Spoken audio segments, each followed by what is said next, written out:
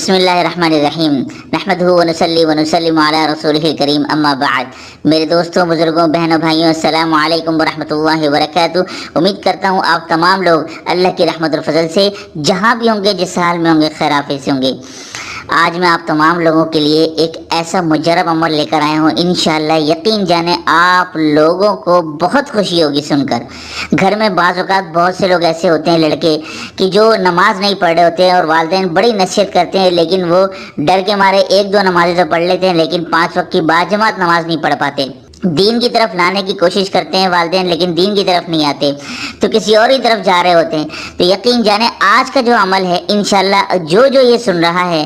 اگر وہ کسی کو بھی کے لیے بھی یہ کرے گا، انشاءاللہ آپ دیکھیں گے کہ وہ شخص نمازی ہوتا چلا جائے گا، 5 وقت کا باجماعت نمازی انشاءاللہ اللہ کے حکم سے ہوگا۔ یہ اتنا زبردست عمل آپ لوگوں کو بتانے والا ہوں، اور جو والدین یہ سن رہے ہیں، اگر اپنے بچوں کے لیے یا کوئی اگر بیوی سن رہی ہے اپنے شوہر کے لیے کرے، اگر کوئی شوہر سن رہا ہے اپنی بیوی کے لیے کرے،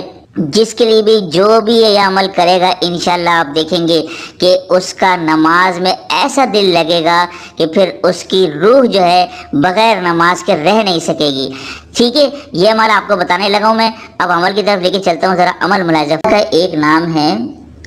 الحکم، ٹھیک ہے، یہ میں لکھ رہا ہوں یہاں پر، الحکم یہ اللہ کا ایک نام ہے۔ اس کو آپ جو ہے جو پڑھیں گے وہ پڑھیں گے یا حکم، ٹھیک ہے، یا حکم، یہ میں نے لکھ دیا ہے۔ اللہ کا نام ہے الحکم، لیکن جب آپ اس کو وظیفے کے طور پر پڑھیں گے تو اس کو پڑھیں گے یا حکم، ٹھیک ہے۔ اچھا جی، یہ جو میں لکھنے جا رہا ہوں ذرا اس کو غور سے دیکھتے جائیں اور یہ پیچھے سے ذرا سنتے جائیں۔ عشاء کی نماز کے بعد، جی ٹھیک ہے، عشاء کی نماز باجماعت آپ نے پڑھنی ہے، اس کے 4 سے 5 گھنٹے بعد تقریباً رات کے 11-12 بجے یا 1 بجے آپ نے یہ 2 رکعت نفل نماز حاجت کی نیت سے پڑھنی ہے، ٹھیک ہے۔ اچھا 2 رکعت جب آپ پڑھ لیں گے تو اس کے بعد آپ نے بغیر کسی سے بات کیے 125 مرتبہ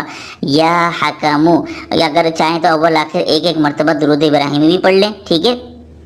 یہ پڑھ کر آپ نے 1 گلاس پانی پر آپ نے دم کرنا ہے، پینے والے پانی پر دم کرنا ہے، ٹھیک ہے۔ تو یہ اس طرح سے آپ نے کرنا ہے، پھر آگے آپ کو بتاتا ہوں اور کیا کرنا ہے آپ نے۔ اچھا اب آپ لوگ یہ دیکھتے جائیں اور ساتھ ساتھ سنتے بھی جائیں کہ جو شخص بے نمازی ہو گھر میں، اب آپ نے اس کو یہ پانی پلا دینا ہے، چاہتے اسی وقت پلا دیں اگر جاگ رہا ہے، اگر نہیں جاگ رہا تو آپ اس کو کل دن میں لازمی پلائیں، ناغہ نہ ہو، کل لازمی پلا دیں اس سے، یعنی کہ کل سے پرسوں نہ ہو۔ اور یہ عمل آپ خود بھی اپنے لیے بھی کر سکتے ہیں اگر کوئی خود بھی اپنے لیے کرنا چاہے، ٹھیک ہے۔ ویسے تو یہ کسی کو پلانے کے لیے ہے، لیکن بہت سے لوگ چونکہ پوچھیں گے کہ اپنے لیے کر سکتے ہیں، تو جی بالکل آپ اپنے لیے بھی کر سکتے ہیں، ٹھیک ہے۔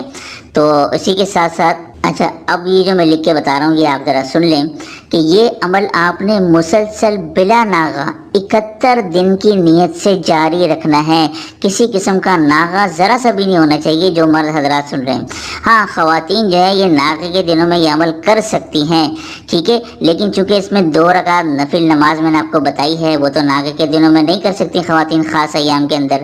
تو پھر اگر آپ 2 رکعت نفل ساتھ پڑھنا چاہیں تو پھر آپ یہ عمل ناغے کے دنوں میں نہ کریں، بلکہ پاکی کے دنوں کو مسلسل آپ نے شمار کرنا ہوگا، ٹھیک ہے۔ تو یہ عمل ہے بہت مختصر سا، لیکن جب آپ اس کا رزلٹ دیکھیں گے انشاءاللہ